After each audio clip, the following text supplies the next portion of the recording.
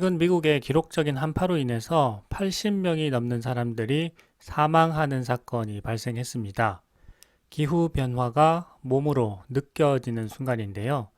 세계가 이러한 기후 변화로 인해서 몸살을 앓고 있습니다. 미국 본토의 3분의 2가 북극 한파 영향력에 들어가면서 겨울 폭풍이 동반하는 혹한과 폭우에 휩싸였습니다.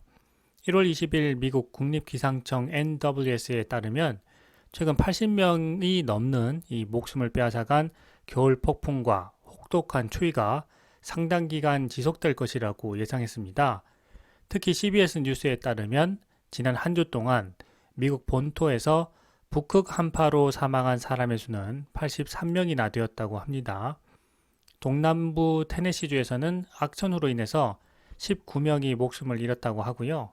서북부 오레곤주에서는 차량 위로 전선이 떨어져서 3명이 감전사해서 총 16명이 숨졌다고 합니다.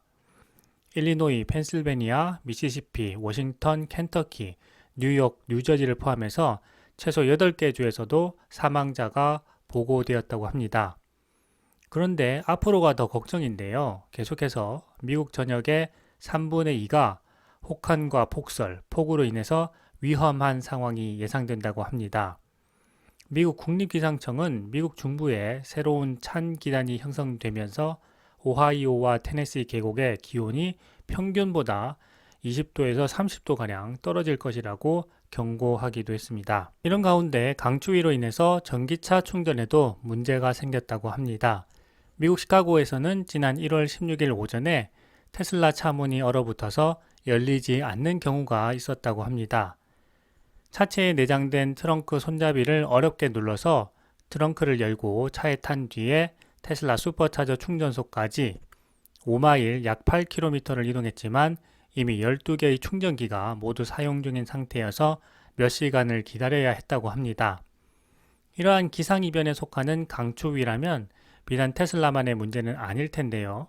뉴스에서는 연일 테슬라의 충전 문제에 대해서 집중적으로 보도를 했습니다. 뉴욕타임스는 시카고의 전기차 충전소들이 배터리 방전과 서로 대치하는 운전자들 그리고 거리 밖으로 이어진 긴 줄로 인해서 절망의 현장으로 변했다라고 보도하기도 했습니다.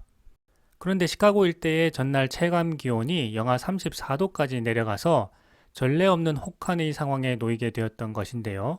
이런 상황에서는 테슬라뿐만 아니라 대부분의 야외 충전소와 외부에 위치한 전기차들이 같은 문제를 겪었을 것으로 생각됩니다. 하지만 유독 테슬라만을 문제 삼는 레거시 미디어들로 인해서 테슬라만 이런 문제를 갖고 있는 것처럼 보여지고 있고 악재에 악재가 쏟아진 테슬라 주가는 연일 폭락하고 있습니다. 전문가들은 극도로 낮은 영하의 온도에서는 배터리 양극과 음극의 화학 반응이 느려져서 충전을 어렵게 만든다고 설명했습니다. 테슬라만의 문제가 아니라는 것이죠. 어바인 캘리포니아 대학의 기계공학 교수인 잭 브로워는 전기차를 추운 환경에서 작동시키기는 아주 어려운 일이고 추우면 배터리를 빨리 충전할 수 없다. 그리고 이것을 해결할 수 있는 물리적인 방법을 찾기가 어렵다라고 설명을 덧붙였습니다. 하지만 미국보다 평균 기온이 낮지만 전기차 보급률이 높은 북유럽 국가 노르웨이는 충전 인프라가 충분해서 이와 같은 문제가 심각하지는 않다고 합니다. 물론 기록적인 한파가 닥치면 모든 전기차와 충전 시설에는 악영향을 미치게 되겠지만 충전 시설이 잘 보급되어 있다면 그 영향을 최소화할 수 있다고 생각됩니다. 노르웨이는 전체 차량 4대 중 1대가 전기차인데요. 최근 몇 년간 전국적으로 충전기 설치를 늘리면서 겨울에 충전 대기 시간이 길어지는 문제를 완화했다고 노르웨이 전기차 협회 고문인 라스 고스볼트는 전했습니다. 또 중요한 점은 노르웨이에서 전기차 소유자의 거의 90%가 주택의 개인 충전 시설을 구비하고 있다는 것입니다. 아무래도 주택에 개인 충전 시설을 구비하고 있다면 갑작스런 한파나 공용 충전기 문제에 충분히 대비가 가능해지겠죠. 노르웨이는 전기차 천국으로 불리고 있습니다. 지난해 2023년 팔린 신차의 80%가 전기차이고요. 이미 도로 위의 차량 중 전기차 비중이 20%가 넘습니다. 이 정도면 정말 전기차 천국이라고 할 수 있겠죠. 많은 사람들이 북극에 가까운 추운 지역 노르웨이에서 어떻게 전기차가 이렇게 많이 상용화될 수 있는지 궁금해 하는데요. 우선 노르웨이는 교통 인프라 규모가 크지 않습니다. 노르웨이의 주요 도로들은 대부분의 구간이 2차선으로 이어져 있고 인구 밀도가 낮아서 대규모 교통 인프라가 잘 구축되어 있지 않죠. 그래서 거의 대부분의 구간은 교통 체증이 없다고 해도 과언이 아닙니다. 그래서 노르웨이는 전기차를 늘리고 충전 인프라를 많이 갖추기 위해서 상당한 노력을 기울여 왔습니다. 공공자금을 투입해서 주요 도로 7,500km 구간에 50km당 급속 충전기 2대를 설치했습니다. 2020년에는 북극권으로 전기차 판매 비중이 가장 낮은 핀마크주에도 충전기를 설치했다고 합니다. 2021년에는 시외 지역에 대한 충전기 설치 지원 정책을 시행했습니다. 현재 노르웨이 전역에 총 6,500개의 급속 충전기를 설치해서 보유하고 있습니다. 그런데 현재 노르웨이의 전기차 충전에는 어려움이 따르는 것도 사실입니다. 충전업체마다 별도의 앱을 사용하기도 하기 때문입니다. 그래서 노르웨이에서 충전망을 제약 없이 사용하려고 하면 13개의 앱을 따로 설치해야 한다고 합니다.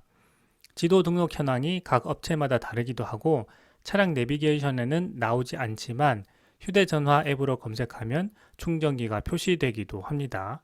노르웨이 전기차 협회에 따르면 전기차 차주 절반이 충전기 고장으로 충전을 하지 못하거나 오랜 시간 기다리는 경험을 겪었다고 합니다. 응답자의 75%는 충전업체가 너무 많아서 복잡하다고도 했습니다. 토런드 호브랜드 ITS 노르웨이 CEO는 전체 충전 네트워크에 접근하는 통일된 방식이 없고 이 슈퍼차저가 있는 테슬라를 제외하고는 노르웨이에서 전기차를 소유하기가 사실 어렵다라고 했습니다. 그렇기 때문에 노르웨이 전기차 소유주의 80%가 결국 집에서 충전하게 된다고 합니다. 그러다 보니 아이러니하게도 노르웨이는 미국보다 추운 지역이지만 공영 전기 충전 시설로 인한 어려움을 덜 겪게 되는 것입니다. 그동안 노르웨이의 전기차 비중이 확대된 이유는 강력한 세금 인센티브도 큰 역할을 했습니다. 내연기관차에 평균 1,200만 원을 과세하는 대신에 전기차는 이 세금을 면제해 주었는데요. 그 결과 전기차가 내연기관차보다 저렴해지는 결과가 되었습니다. 그리고 최근 들어서 전기차 보급 확대가 충전 인프라 확대로 이어지는 추세입니다. 아무래도 전기차 사용자가 많아지니까 전기차 사용자들의 요구가 늘어나게 되고 그에 맞춰서 인프라도 늘어나는 것이겠죠. 노르웨이 전역에 있는 총 6,500대의 급속 충전기 중에 지난해 2023년에 설치된 충전기는 무려 1,500대나 된다고 합니다. 상반기에만 충전기 800대를 늘렸다고 하는데요. 충전 네트워크 구축이 더 빨라지고 있습니다. 충전 인프라 확대가 전기차 이용을 더 편하게 하면서 노르웨이에서는 전기차 보급률을 끌어올리는 선순환이 강화될 것으로 예상됩니다. 미국에서는 개인주택에 노르웨이처럼 전기차 충전 시설을 설치해서 이런 기상이변에 따른 충전 문제를 적극적으로 해결하고요. 공동주택에서는 건물 내부에 슈퍼차저를 건설해서 해결해 나가는 방법이 해결책이 될 수 있을 거라고 생각합니다.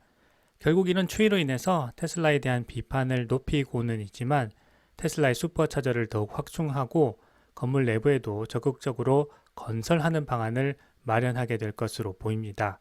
미국보다 추운 지역 노르웨이에서 전기차 비율을 어떻게 높이고 충전 시설을 더 많이 확보하면서 한파에 대비해서 전기차를 운영하고 있는지 살펴본다면 해결책을 찾는 것은 그리 어렵지 않다고 생각됩니다.